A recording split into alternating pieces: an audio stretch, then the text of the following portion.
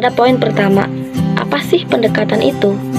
Pendekatan dapat diartikan sebagai titik tolak atau sudut pandang kita terhadap proses pembelajaran. Istilahnya, pendekatan merujuk kepada pandangan terjadinya suatu proses yang sifatnya sangat umum. Pendekatan yang berupa proses yang sifatnya sangat umum. Pendekatan yang berpusat pada guru menurunkan strategi pembelajaran langsung atau disebut dengan direct introduction. Pembelajaran deduktif atau pembelajaran ekspositori, sedangkan pendekatan pembelajaran yang berpusat pada siswa menurunkan strategi pembelajaran discovery dan inquiry serta strategi pembelajaran induktif. Perbedaan pendekatan dengan model pembelajaran ialah pendekatan pembelajaran adalah muatan-muatan etis pedagogis yang menyertai kegiatan proses pembelajaran yang berisi religius atau spiritual, rasional atau intelektual, emosional, fungsional, keteladanan, pembiasaan, dan pengalaman. Pendekatan pembelajaran dapat diartikan sebagai titik tolak atau sudut pandang kita terhadap proses pembelajaran yang merujuk pada pandangan tentang terjadinya suatu proses yang sifatnya masih sangat umum. Di dalamnya mewadahi, menginspirasi, menguatkan, dan melatari metode pembelajaran dengan cangkupan teoritis tertentu. Pembelajaran terdapat dua jenis pendekatan. Yang pertama, pendekatan pembelajaran yang berorientasi atau berpusat pada siswa, dan yang kedua, pendekatan pembelajaran yang berorientasi atau berpusat pada guru. Sedangkan model pembelajaran pada dasarnya merupakan bentuk pembelajaran yang tergambar dari awal sampai akhir yang disajikan secara khas oleh guru. Dengan kata lain, model pembelajaran merupakan bungkus atau bingkai dari penerapan suatu pendekatan, metode, dan teknik pembelajaran.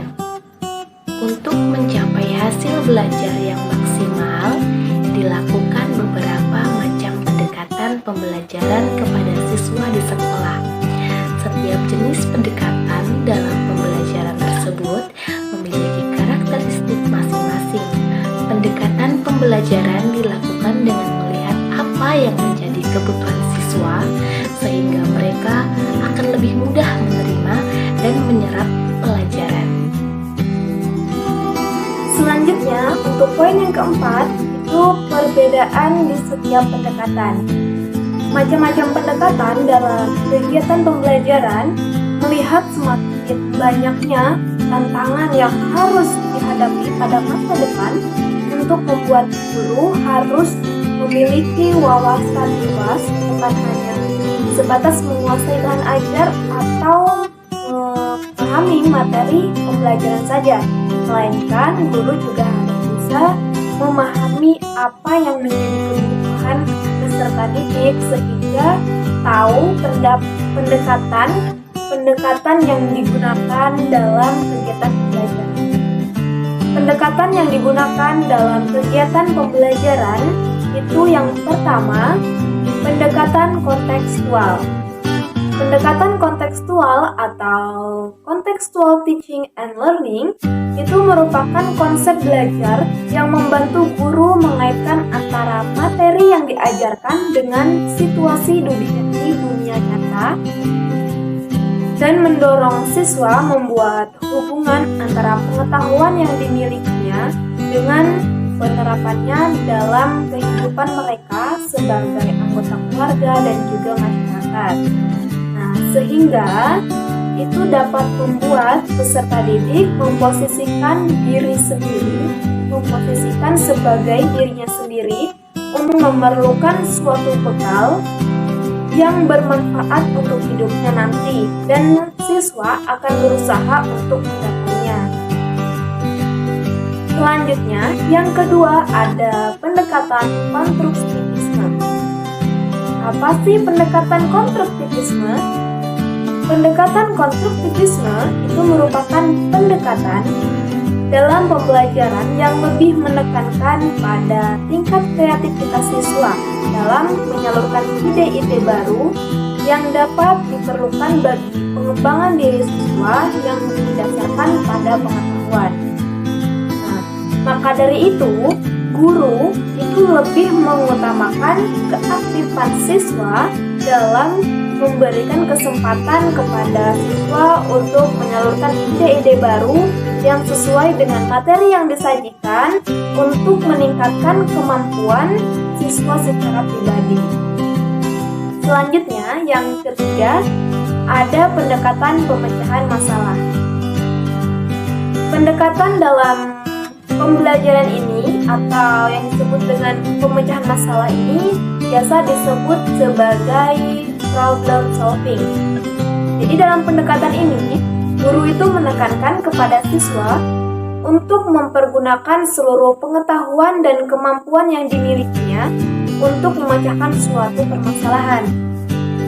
Nah, biasanya dalam pendekatan ini, siswa itu harus bisa menggunakan logikanya untuk menemukan sebab akibat dari suatu masalah, menganalisisnya, membuat hipotesa sehingga mendapatkan kesimpulan. Selanjutnya, yang keempat terdapat pendekatan induktif. Pendekatan induktif di sini itu jadi siswa akan diajak untuk melakukan pengamatan lebih dulu untuk menemukan hal-hal khusus, lalu mengambil kesimpulan dari semua fakta yang ditemukan. Jadi di pendekatan induktif ini, proses penalaran yang bermula dari keadaan yang khusus, yang sifatnya khusus, ke keadaan yang sifatnya lebih umum. Selanjutnya yang kelima ada pendekatan deduktif. Pendekatan deduktif ini mengumpulkan hal-hal yang dari sifatnya umum lalu disimpulkan menjadi suatu kesimpulan yang lebih khusus. Nah, itu perbedaan dari pendekatan induktif dan deduktif. Kalau induktif tadi itu proses penalaran yang bermula dari keadaan yang khusus ke umum, sedangkan deduktif itu dari yang umum ke khusus. Selanjutnya yang keenam ada pendekatan open-ended. Pendekatan ini itu suatu konsep yang mengutamakan kepada bagaimana proses untuk menemukan jawaban suatu persoalan. Jadi bukan tentang benar tidaknya jawaban tersebut. Nah, jadi biasanya ini pertanyaannya itu bersifat lebih terbuka, sehingga tidak ada jawaban benar atau jawaban salah, atau jawaban yang lebih mutlak. Tidak ada. Nah, dalam pendekatan ini, itu siswa diharapkan itu dapat lebih aktif dalam berpikir dan menemukan jawaban. Tujuannya itu. Jadi supaya siswa itu bisa banyak bertanya, sehingga siswa itu menjadi lebih aktif. Selanjutnya yang ketujuh ada pendekatan saintifik. Pendekatan saintifik ini merupakan suatu model pembelajaran yang diterapkan pada kurikulum 2013 dengan menggunakan metode ilmiah dalam kegiatan pembelajarannya. Nah, dalam pendekatan saintifik ini berpusat kepada siswa. Tujuannya itu supaya siswa itu nantinya mampu memiliki kapabilitas dalam berpikir kritis, kemudian ilmiah, dan juga analitis. Nah, jadi di sini itu siswa secara aktif dapat membangun konsep prinsip serta hukum dengan melalui kegiatan 5M. Apa saja 5M tersebut? Nah, 5M tersebut terdiri dari mengamati, kemudian menanya, mengajukan atau hipotesis, menghimpun data dengan beberapa cara dan teknik, menganalisa, dan juga membuat kesimpulan dan mengkomunikasikan konsep atau prinsip yang telah ditemukan. Dan yang terakhir, yang ke-8 itu ada pendekatan proses. Ya, pendekatan proses ini, guru memberikan kebebasan kepada siswa untuk mengamati penemuan ataupun penyusunan konsep tertentu. Jadi Jadi di sini siswa akan melakukan percobaan atau ilustrasi kemudian menyusun hipotesa. Dengan menggunakan pendekatan proses ini dalam pembelajaran yang tepat, itu diharapkan siswa dapat menemukan dan juga melatih potensi yang dimilikinya secara optimal. Tujuannya itu agar siswa bisa meraih prestasi terbaiknya. Selanjutnya, contoh pendekatan di setiap kurikulum. Yang pertama yaitu kurikulum rencana pembelajaran 1947. Rencana pelajaran 1947 ini disusun dengan tujuan politik, yaitu menghilangkan sistem kurikulum yang diterapkan oleh Belanda selama menjajah Indonesia. Tujuan utama dalam rencana pelajaran 1947 adalah membentuk watak kesadaran bernegara dan kesadaran bermasyarakat. Kurikulum pada saat itu meneruskan kurikulum yang sudah digunakan oleh Belanda karena pada saat itu bangsa Indonesia sedang merasakan suasana kehidupan yang berbangsa dalam semangat juangnya untuk merebut kemerdekaan. Sehingga pendidikan sebagai development konformis atau ciri utama pada kurikulum ini menekankan pada pembentukan karakter manusia Indonesia yang merdeka, berdaulat, dan sejajar dengan bangsa lain di dunia. Kemudian kurikulum 1947 ini tidak mengutamakan pikiran, namun pendidikan watak, kesadaran, dan bermasyarakat. Selanjutnya, kurikulum 1964. Rencana pendidikan 1964 ini melahirkan kurikulum yang menitik beratkan pada pengembangan daya cipta, rasa, karsa, karya, dan moral yang kemudian dikenal dengan istilah Pancawardhana. Disebut Pancawardhana karena 5 kelompok bidang studi, yaitu kelompok perkembangan moral, kecerdasan emosional, keprijelan atau keterampilan, dan jasmaniah. Cara belajar dijalankan dengan metode disebut gotong royong terpimpin. Selanjutnya, kurikulum 1968. Kurikulum ini bersifat correlated subject kurikulum, artinya materi pembelajaran pada tingkat bawah mempunyai korelasi dengan kurikulum sekolah lanjutan. Bidang studi pada kurikulum ini dikelompokkan pada 3 kelompok besar, yaitu pembinaan Pancasila, pengetahuan dasar, dan kecakapan khusus.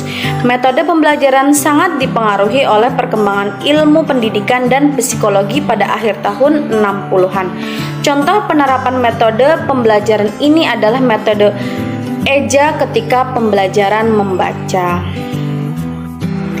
Selanjutnya adalah kurikulum 1975, menganut pendekatan integratif dalam arti bahwa setiap pembelajaran memiliki arti dan peranan yang menunjang kepada terciptanya tujuan-tujuan yang lebih integratif, menekankan kepada efisiensi dan efektivitas dalam hal daya dan waktu, menganut pendekatan sistem instruksional yang dikenal dengan prosedur pengembangan sistem instruksional atau PPSI, sistem yang senantiasa mengarah kepada terciptanya tujuan yang spesifik dapat diatur dan dirumuskan dalam bentuk tingkah laku siswa.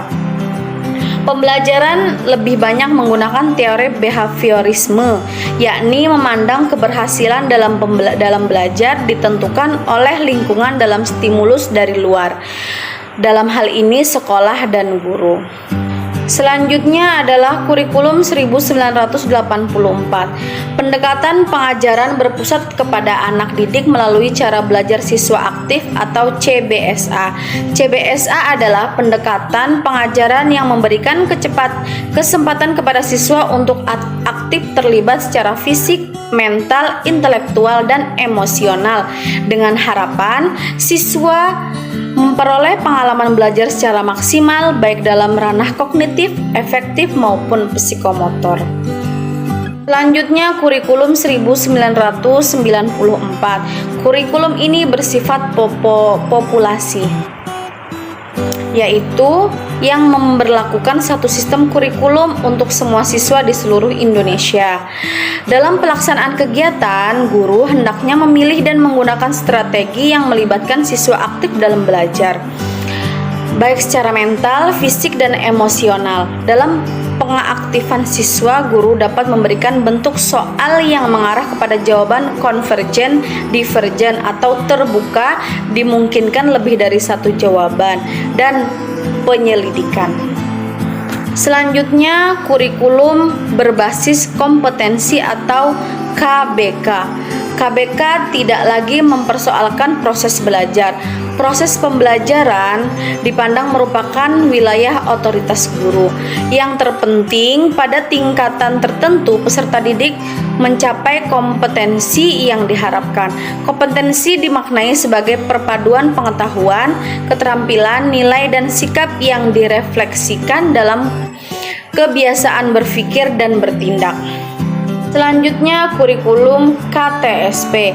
Dalam penerapan pendekatan saintifik dalam KTSP 2006, guru menggunakan model pembelajaran eksperimen dengan pendekatan kontekstual dan project based learning. Contoh penerapan pendekatan project based learning pada penerapan dalam pembelajaran guru dan peserta didik dapat bekerja sama mendesain project, merancang perencanaan project, dan menyusun jadwal. Untuk memandu pembelajaran ini, guru dapat mendesain instrumen-instrumen lembar kerja peserta didik karena pelaksanaan pembelajarannya umumnya dilakukan sebagai tugas di luar tatap muka kecuali pelaporan hasil project.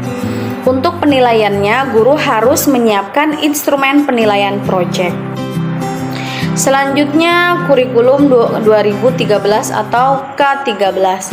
Pendekatan saintifik dalam kurikulum 2013 meliputi 5 kegiatan inti yang terdiri atas beberapa kegiatan berikut, yaitu mengamati, menanya, melakukan, menalar atau mengasosiasikan, dan mengomunikasikan atau membuat kesimpulan atau mempresentasikan.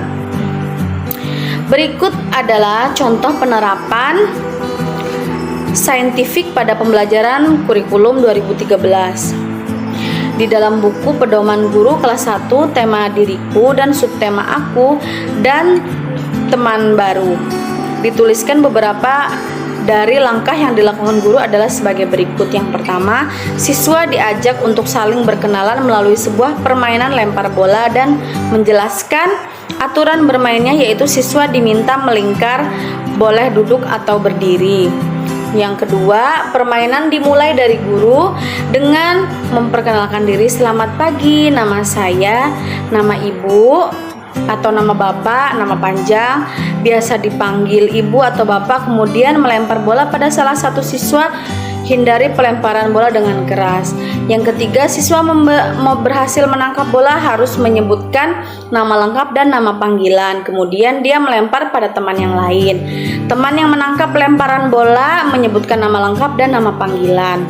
Yang keempat, kemudian demikian seterusnya sehingga seluruh siswa memperkenalkan diri. Yang terakhir adalah kurikulum Merdeka Belajar.